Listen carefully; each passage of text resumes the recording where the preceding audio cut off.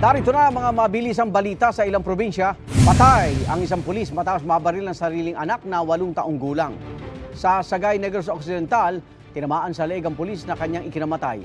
Ayon sa pulisya, nagtatalo ang pulis at kinakasama niya sa kanilang bahay.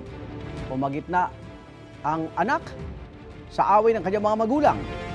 Nasa kustodiya na ng Women and Child Protection Center ang bata. Hindi pa nakakausap ng pulisya ang live-in partner ng pulis.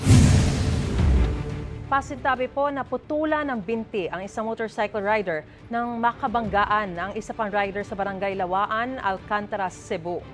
Ang nakabanggaan naman nagtamo ng bali sa braso.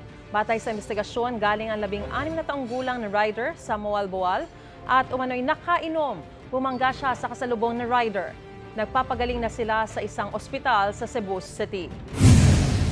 Sa Cebu pa rin, natagpuan ang bangkay ng isang Amerikano sa dagat na sakop ng barangay Tuble sa Moalboal. Kinilala ng pulisya ang dayuhan na si James Edward Hickman Jr. na nakatira sa lungsod ng Naga. Ayon sa investigasyon, nawala ang dayuhan habang naliligo kasama ang mga kaibigan sa barangay Saavedra. Ayon sa asawa ng dayuhan, nakainom ang kanyang asawa ng maligo sa dagat.